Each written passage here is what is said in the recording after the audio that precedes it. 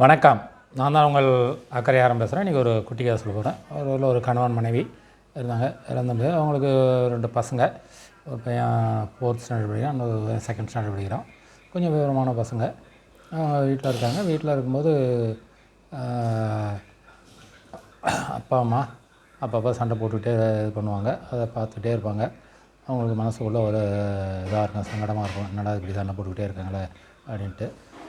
அந்த சண்டை போட்டுக்கிட்டு அவர் என்ன பண்ணுவார், கணவர் வந்து அது அவர் ஒரு ஒர்க் ஷாப்பில் தான் வேலை செய்கிறார். அவர் 2 வீலர் ஒர்க் ஷாப்பில் வேலை செய்கிறாரு. இதை எடுத்துகிட்டு சாப்பிடாமலே கோச்சிக்கிட்டு போயிடுவார். அந்த பையன் பார்த்துட்டு இருப்பான். 2 பசங்க பார்ப்பான். அவனுக்கு ஸ்கூலுக்கு டைம் ஆகிடுது.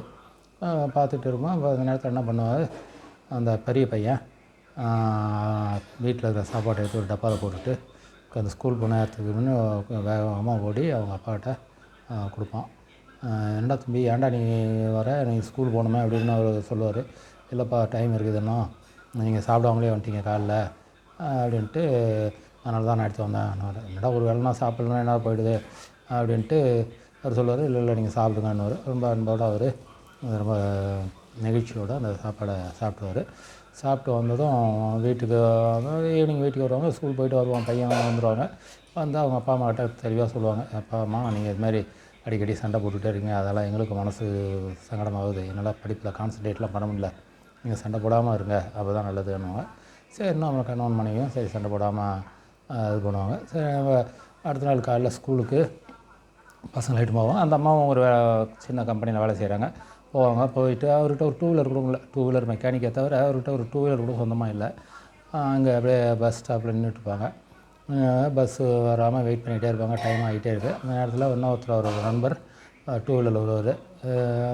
அவர்கிட்ட கூப்பிட்டு, என்னப்பா நீ இங்கேயே நின்றுட்டுருக்க, நான் போய் என் பசங்களை ஸ்கூலில் விட்டுட்டு என் மனைவியை அவங்க வேலையை ஆஃபீஸில் கம்பெனியில் விட்டு வந்துட்டேன், நீ இங்கே தான் நின்று இருக்க அப்படின்ட்டு ரொம்ப இதாக சொல்லுவார், நக்கல் பண்ணுவார். ஒரு வண்டி கூட வாங்க முடியான்ட்டு.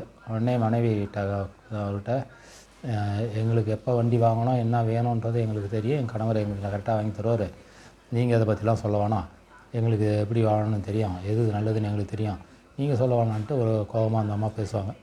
உடனே கணவரை பார்ப்பார், என்னடா இது இவ்வளோ யூஸ்வலாக வந்து வண்டி வாங்கி கொடுக்கல அது வாங்கிலாம் குறை சொல்கிறவங்க இன்றைக்கி நம்ம சப்போர்ட் பண்ணி பேசுகிறாங்களேன்ட்டு அவருக்கு சந்தோஷமாயிடும். அவர் கேட்பார், இல்லைங்க நமக்குள்ளே நம்ம 1000 சண்டை போட்டுக்கலாம், அது பிரச்சனை இல்லை, ஆனால் அடுத்தவங்க முன்னாடி உங்களை நான் விட்டு கொடுக்க மாட்டேன், அடுத்தவங்க முன்னாடி அவங்கள நான் உயராக தான் பேசுவேன் அப்படின்ட்டு அவங்க 2 பேரும் அந்த பசங்க சொன்னதை வச்சுட்டு அவங்க 2 பேரும் சந்தோஷமாக இருப்பாங்க.